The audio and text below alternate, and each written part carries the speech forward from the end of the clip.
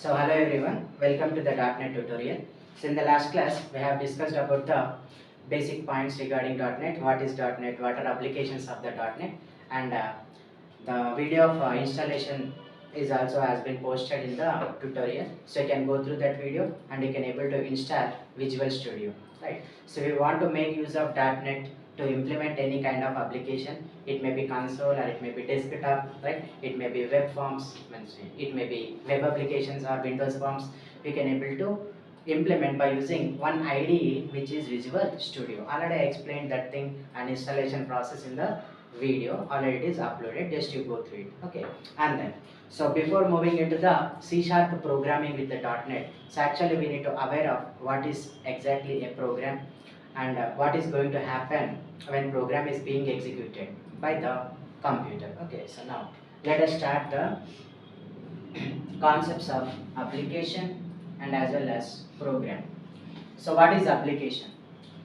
So here already I explained we are using different applications like mobile applications which are called mobile apps and web applications which are called websites. So by using application we are performing certain tasks, right? We are using those applications with the help of a machine. So who is going to execute those applications, run those applications? Machine. For example, if you consider mobile is a machine, right? So which is having some electronic components inside of it, right? So whenever you wanted to buy a mobile, so what are the features that you will look for? So we will look for what kind of processor it is using, what is the capacity of RAM, what is the storage capacity, what is the display size. So different things we will look for, right? So and then so all these different components will be connected to the processor only, because processor is the heart of the machine who is going to execute applications which are installed in that machine. Okay, so after buying a mobile we will install applications, right? We will install WhatsApp, we will install Facebook, so all the mobile apps we will install, Uber, like that. Okay, so then the thing is, by default some of the applications will also be there, which is caller app, which is messaging app, different apps predefinedly installed in the mobile at the time of purchase. Okay, after purchasing. Okay, then here the thing is, all the applications will be executed by the processor only. For example, if you want to send some video or some messages to other persons, what you will use? We will use generally WhatsApp. Okay, so WhatsApp is an application. So then, if you wanted to send message through WhatsApp, what you need to do first? First of all, you need to open the app, right? So simply, because we are using touch mobiles, so simply after installation, okay, so whenever you are installing WhatsApp, what it will say first? Downloading, right? First download. What is meant by download? Downloading the files regarding that application. Okay, so all the files related to that application will get downloaded, right? So and then that files are going to be stored in your mobile, that is called installation. Okay, so every application will have some set of files related to it. In that files, what it will contain? So it contains programs. So see, actually what is an application? So application is a software. Okay, so we will call it as application software. Is a type of computer program that performs specific task for the end user. End user means who are going to use that application are called as end users. We are end users for the WhatsApp. We are end users for the Uber, because we are using those applications in our mobile, right? So and then by using that application, what we are doing? We are performing some task with the help of a machine, right? So then which tasks we are performing?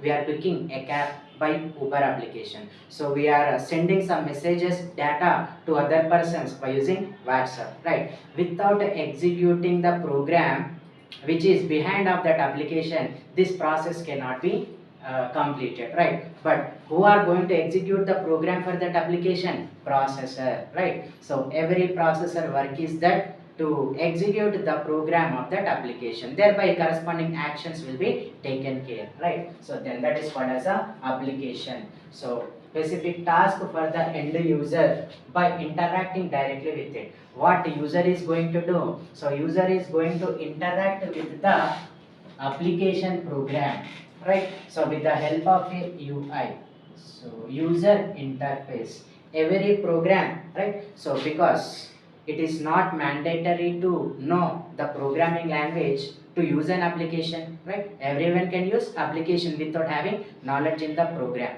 right? So then for that purpose, right, so for all the end users only UI is visible, right? The program will be converted in the visible format, user interface. Actually it is called as graphical user interface. So we are going to provide one graphical representation for the application to run, the program to execute. So now user will interact with the UI, not directly with the program, right? So with the help of the UI, user can interact with the application. Okay, so then to do a specific task, like how we are using Uber application, how we are using WhatsApp in the same way. And then actually come to this point, what is actually a program?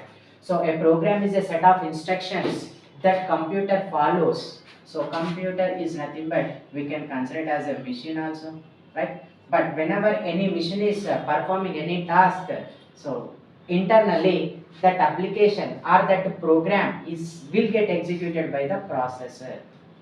Whenever processor executes that instructions which you had written in that program, then corresponding actions will be taken care. For example, so I wanted to send a message, I will open the WhatsApp application, right? So a GUI will be provided to you to enter the data. What kind of data you wanted to send to the other persons, you need to enter into that application. So processor, what it will do, so it will execute the program. So now that program will takes the data whatever you enter. So whenever you press on send button, so that data is going to send it to the other mobile number. So who is going to do that task? The processor. Now the data, that application, whenever it is executed by the processor, so the data will be sent to the other mobile number through the GSM module. Okay, so this is what the thing is. So actually what is a program? Set of instructions that a computer follows in order to perform the task, right? So there is a set of means we need to follow step by step procedure, right? So for example, ATM machine is there, so which is used to perform tasks. So account related tasks means you can deposit, you can withdraw, right? So but directly we cannot enter the amount, right? So before that, first of all you need to enter your password. Before that, first of all you need to insert your card. So this is a step by step process which we need to follow to interact with that particular machine to perform a task. So inside of it, all that steps will be written. Those steps are called instructions, right? So group of commands, instructions can also be called as commands. COMMANDs, commands. So commands, group of commands, we can call it as a program. Group of instructions, we can call it as a program. These commands will get executed by the processor when you wanted to run a particular application, right? So this is what the basic thing about the program. Okay, so then after that, actually to write these commands, where you can write, right? So to write these commands, we require a programming language, right? So for example, if we consider, so for example, if we consider like this, I want you to write one essay. I want you to write one essay on global warming. For example, I want you to write one essay on global warming. So then you are going to write essay by using one common language, right? By using one common language. So we have common languages like communication languages. So person to person communication can be done by using common languages like Telugu, like Hindi, like English. So many languages we have, right? That essay on global warming, for example, if you consider, you can write that essay in Telugu language, you can write that essay in English, you can write that essay in Hindi also, right? But so whenever you switch the languages, concept is not going to get changed. What is going to get changed? The representation. So if you want to write that essay in Telugu, you should know Telugu letters, you should know Telugu grammar. By following the Telugu grammar, you can write that essay. The same essay you can write in Hindi, but what you need to follow? Grammar rules of Hindi you need to follow. Otherwise it cannot be represented. In the same way, you can write the same essay in English. Here, concept is not going to change. Whatever the points you wanted to keep on a paper, so the points are not going to change. The meaning of the points are not going to change, but the representation will change. So in Telugu, you should follow Telugu grammar. Hindi grammar. In Hindi, in English grammar you need to follow. So here also the same concept. So here if you want to write a program, right? So we can take the help of the programming language. So programming languages are used to write computer instructions or computer programs. So I said already what is a program? Group of instructions, group of commands. These group of commands we are going to write by using a programming language, right? So .NET uses which programming language, right? So .NET can be means .NET supports multi-programming languages,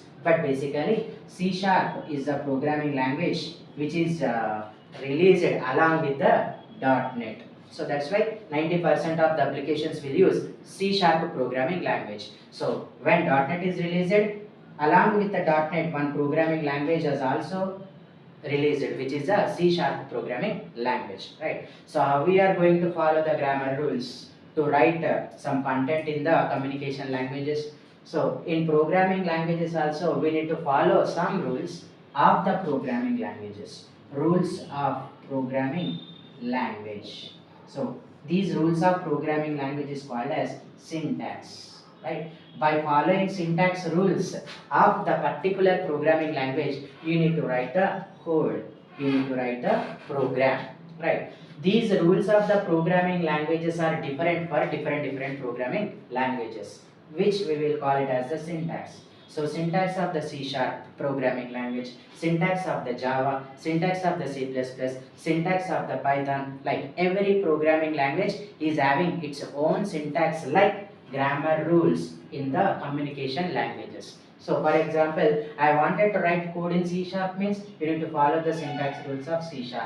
If I wanted to write the same code in the Python, you need to follow the syntax rules of the Python, right? So here what is the use of common languages to interact with persons, right? So person to person communication can be done by using these languages. Then here we are going to get some work done by the machine here, okay? So machines are going to perform a task for you, right? So for example, I wanted to send a message, I am using the app, that app will be executed by the machine, thereby the action can be done. What action? Message from one machine to another machine can be sent. So this is what called as a action. So then, but so actually to the machine we are passing the data. So to whom I passed the information? To the machine. Here the thing is we are interacting with the machine.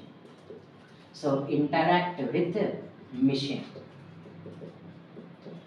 So how can we interact with machine? How can we pass data to the machine? That is what done by the programming languages. So programming languages are used to interact with the computers or interact with the machines to get some work done by them by writing a group of instructions what we wanted to perform it by the machine. Then these instructions will get executed by the processor of that particular machine, thereby corresponding action will be taken care, right? So then with this what we can know, so syntax rules are different for different programming languages, and that too here. So .NET supports multiple programming languages.